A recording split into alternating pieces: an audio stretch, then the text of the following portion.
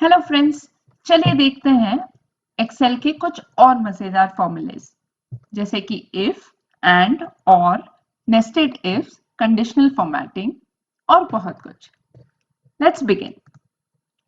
शुरू करने से पहले एक इंपॉर्टेंट टिप, अगर आप चाहते हैं ये वर्कशीट डाउनलोड करना तो इसकी लिंक डिस्क्रिप्शन बॉक्स में है। आप इसे अपने फ्यूचर रेफरेंस के लिए डाउनलोड करके यूज कर सकते हैं। सबसे पहले देखते हैं इफ स्टेटमेंट। इफ स्टेटमेंट क्या होता है? इसमें आप एक लॉजिकल कंपैरिजन करते हैं।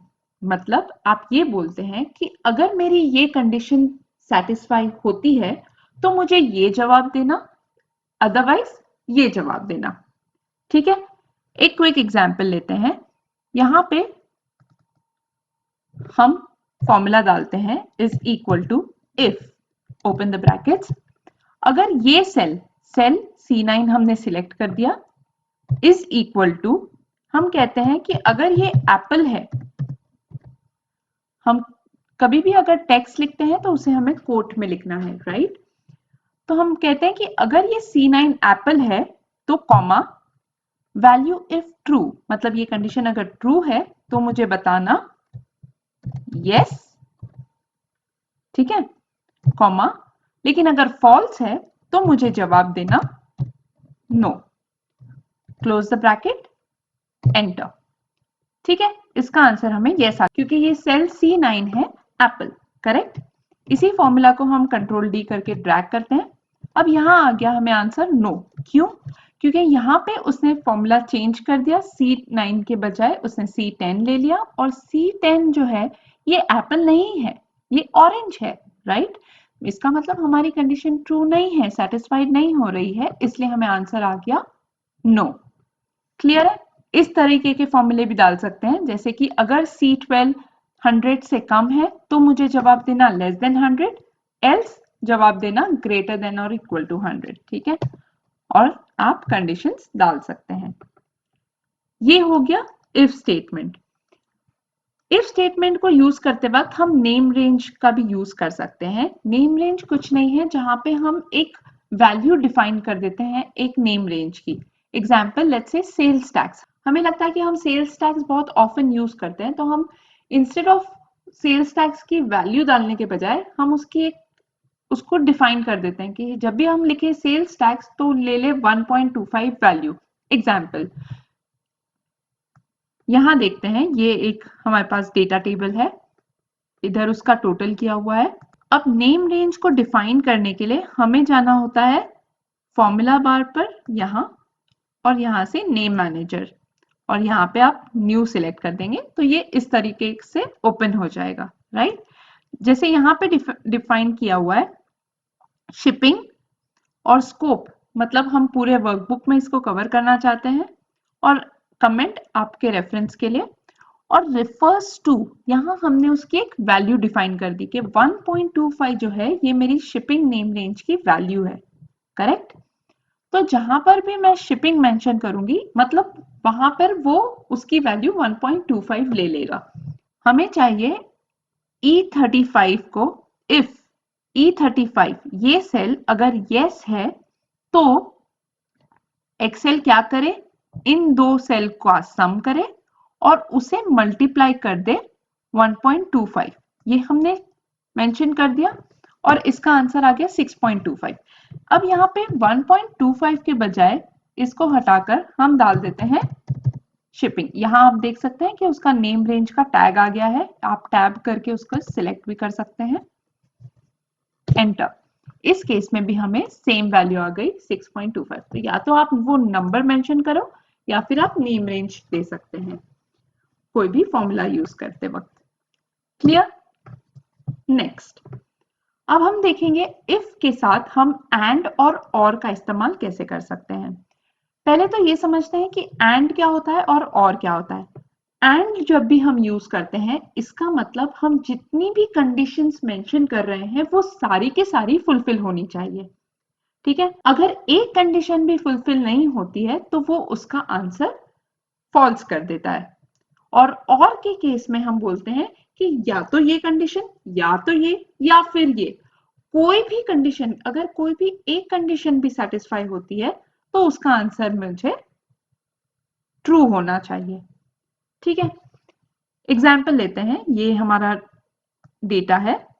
ठीक है, यहां हम मेंशन करते हैं is equal to and open the brackets logical, हमें पहला लॉजिक देना है। हम कहते हैं कि ये जो सेल है D12, D12 होना चाहिए 10 से बड़ा, कॉमा दूसरा कंडीशन देते हैं यही सेल D12 होना चाहिए 60 से कम। ठीक है, एंटर। अब इसका जवाब फॉल्स आ गया। क्यों? क्योंकि ये 10 से बड़ा तो है लेकिन ये 60 से छोटा नहीं है, राइट? इसकी वैल्यू 70 है जो 60 से ज्यादा है। अगर इसकी वैल्यू मैं 55 कर देती हूँ तो यहां मेरा आंसर चेंज होके हो गया ट्रू, क्योंकि अब ये दोनों कंडीशन सेटिस्फाई कर रहा है, 10 से बड़ा है और 60 से कम है। क्लियर? इसी को हम इफ स्टेटमेंट के साथ भी यूज कर सकते हैं, जैसे हमने यहां किया है कि अगर ये D11 ग्रेटर देन 10 है और लेस देन 60 है तो मुझे आंसर बी दीजिएगा, अदरवाइज आंसर सी दे दीजिएगा। तो इसे हमने इफ स्टेटमेंट के साथ कंबाइन कर लिया है। इसी तरह और फंक्शन भी है, और को यूज करते वक्त हम मेंशन करते हैं, एग्जाम्पल यहां ले लिया है, अगर C32 cell is equal to Sudhir है, हम जब भी टेक्स्ट यूज करते हैं हम उसे हमेशा कोट्स में लिखते हैं और नंबर्स को कोट्स में लिखने की जरूरत नहीं रहती है। तो हमने यहाँ दो कंडीशन मेंशन की है, या तो ये पहला लॉजिक सही हो या तो D32 जो है ये 46 से बड़ा हो, ये हमारा दूसरा लॉजिक है। इसमें से अगर कोई भी एक लॉजिक भी सही होता है तो ये आंसर हमें ट्रू देगा। अब इस केस में D32 46 से बड़ा नहीं है क्योंकि ये इसकी वैल्यू तो 45 है, तो ये कंडीशन सेटिस्फाई नहीं हो रही है, लेकिन C32 सुधीर है, एक कंडीशन सेटिस्फाई हो रही है, इसलिए हमारा आंसर आ रहा है ट्रू। कूल। चलिए अब नेक्स्ट देखते हैं, नेस्टेड इफ्स। नेस्टेड इफ्स क्या होता है? नेस्टेड इफ में होता है एक इफ के साथ आप एक और इफ लगाते हैं, एक और इफ लगाते हैं।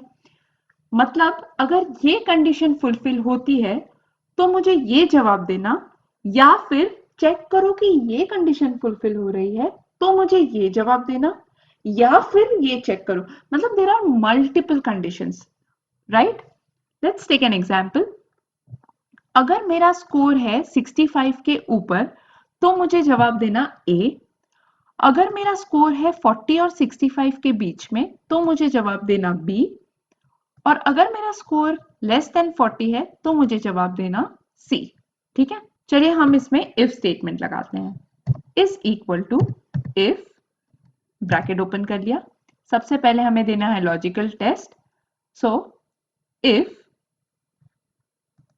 D12 is greater than 65, comma, तो क्या वैल्यू होनी चाहिए मेरी? A, grade A, right? पर अगर ये नहीं है, कॉमा, वैल्यू इज फॉल्स, अब क्या वैल्यू होनी चाहिए? अब मुझे चेक करना है कि ये दूसरी कंडीशन सेटिस्फाई हो रही है कि नहीं। तो इसमें हम फिर से इफ लगाएंगे, इफ। अब इस कंडीशन में दो कंडीशन है, एक तो वैल्यू 40 से ज्यादा होनी चाहिए और 65 से कम होनी चाहिए, इसलिए हम यूज करेंगे एंड फंक्शन। एंड का ब्रैकेट ओपन कर लेते हैं। तो एंड में D12 should be greater than 40, comma, और दूसरा कंडीशन है D12 should be less than 65। ये एंड कंडीशन हमने मेंशन कर दी। तो अगर ये कंडीशन एंड की ट्रू है तो मुझे जवाब दीजिएगा बी, ग्रेट, राइट? और अगर ये दोनों कंडीशन ए और बी भी नहीं है तो ऑब्वियसली उसका आंसर है सी। तो इसलिए हमें मेंशन करने की जरूरत नहीं है कंडीशन, हम डायरेक्टली यहाँ पे सी मेंशन कर सकते हैं, क्योंकि अगर ये फर्स्ट टू कंडीशन सेटिस्फाइड नहीं है तो हमें आंसर दीजिएगा सी। अब बहुत इंपॉर्टेंट है, यहाँ पे हमें ब्रैकेट एक और क्लोज करना है, क्योंकि ये ब्रैकेट जो है ये इस इफ स्टेटमेंट का ब्रैकेट है। हमें हमारी जो मेन इफ की कंडीशन है उसका भी एक ब्रैकेट यहाँ पे क्लोज करना है। एंटर। परफेक्ट। अब इसके बाद हमें सिर्फ इसे सिलेक्ट करना है और कंट्रोल डी, तो हमारा ये फॉर्मूला सब पर कॉपी हो गया और हर स्कोर के आगे रिस्पेक्टिव ग्रेड्स हमारे रिफ्लेक्ट कर रहे हैं। ठीक है, नेक्स्ट अब देखते हैं कंडीशनल फॉर्मेटिंग क्या होता है। तो बेसिकली हमें एक स्पेसिफिक फॉर्मेट चाहिए, अगर कोई कंडीशन फुलफिल होती है तो वो हम कंडीशनल फॉर्मेटिंग के जरिए कर सकते हैं। एग्जाम्पल लेते हैं, जैसे यहाँ पे हमारी एक रेंज है जहाँ पे कुछ गुड रिमार्क्स है, कुछ पुअर है और कुछ बैड है।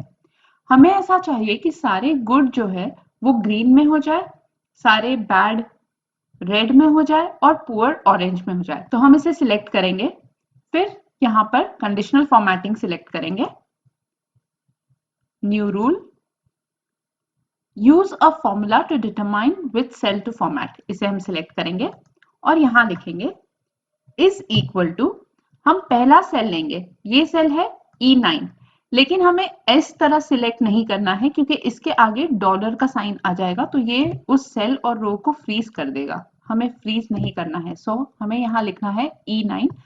अगर हम फ्रीज करते हैं तो वो फर्स्ट वाले की ही कंडीशन सब पे अप्लाई कर देगा जो हम नहीं चाहते हैं, इसलिए is equal to E9 is equal to, so हम यहां कह रहे हैं अगर E9 में गुड है वैल्यू तो इसे फॉर्मेट करना है। कैसे फॉर्मेट करना है, हमें इसे फिल करना है ग्रीन से। ओके ओके, देखिए यहां पर सारे सेल जहां जहां गुड है सारे ग्रीन हो गए, करेक्ट। अब इसी में एक और कंडीशन डालनी है, न्यू रूल, ऐसे ही अगर E9 हमारा इज इक्वल टू बैड है तो इसे फॉर्मेट करना है रेड। ओके ओके, और ऐसे ही अगर हमारा E9 है पुअर तो इसे हमें फॉर्मेट करना है ऑरेंज।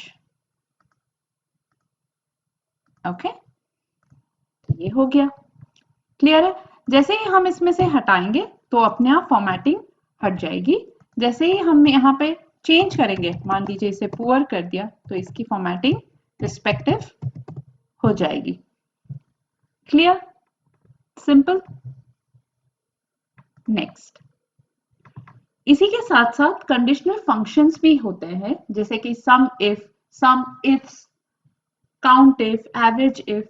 मतलब हम यहाँ ये कह रहे हैं कि सम करना अगर, क्लियर है, सम करना अगर हमारी ये स्पेसिफिक कंडीशन फुलफिल होती है। लेट्स टेक एन एग्जांपल, ये हमारा एक डेटा टेबल है, हम चाह रहे हैं कि जहां जहां एप्पल्स है उसका सम हमें मिल जाए। तो हमारी कंडीशन है कि एप्पल होना चाहिए, राइट। तो हम लिखेंगे सम इफ, ओपन द ब्रैकेट, पहले है यहाँ पे रेंज और क्राइटेरिया, मतलब यहाँ हमें सबसे पहले सिलेक्ट करना है कि किस रेंज में मुझे ढूंढना है वैल्यू, तो इस रेंज में ढूंढना है वैल्यू, कॉमा, क्या क्राइटेरिया है, मेरा क्राइटेरिया है एप्पल्स होना चाहिए, राइट। तो या तो मैं एप्पल्स यहाँ पे कोट्स में लिखूंगी या फिर एप्पल्स वाला सेल सिलेक्ट कर लूंगी और कॉमा, इसके बाद हमें देना है सम रेंज, जहां हम चाहते हैं कि वो सम करे, तो वो ये रेंज है। Clear, close, enter. तो ये आ गया 150। मैन्युअली करके देखते हैं, यहाँ एप्पल है, यहाँ एप्पल है और यहाँ एप्पल है और इन तीनों का सम है 50। नेक्स्ट एग्जाम्पल लेते हैं सम इफ्स, मतलब अगर एक से ज्यादा कंडीशन अगर हमें चेक करना है, मतलब यहाँ पे फ्रूट टाइप ऑरेंजेस होना चाहिए और उसका टाइप फ्लोरिडा होना चाहिए।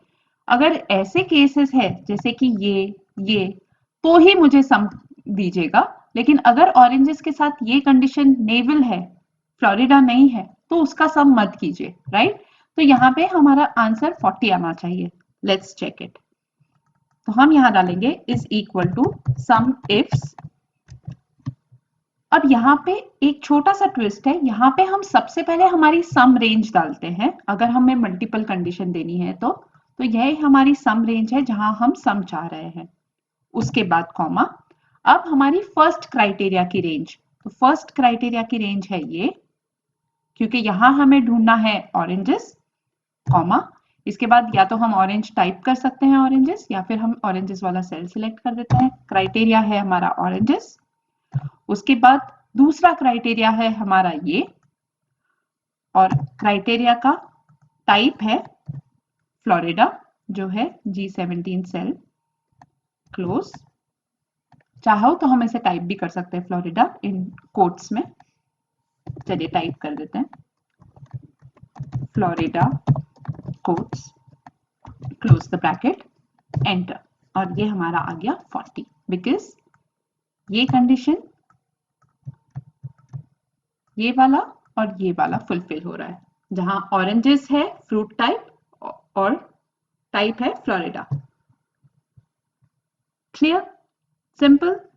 वैसे ही आप काउंट इफ में भी इसको यूज कर सकते हैं, एवरेज इफ में भी यूज कर सकते हैं, एंड मेनी मोर। और भी इंफॉर्मेशन के लिए आप माइक्रोसॉफ्ट की इस ऑफिशियल वेबसाइट पर भी विजिट कर सकते हैं। हमारे दूसरे वीडियोस जरूर देखिए, क्योंकि वो भी एक्सेल के बहुत इंपॉर्टेंट टॉपिक्स कवर कर रहे हैं। So wish you a very happy learning, keep learning to keep winning. Thank you.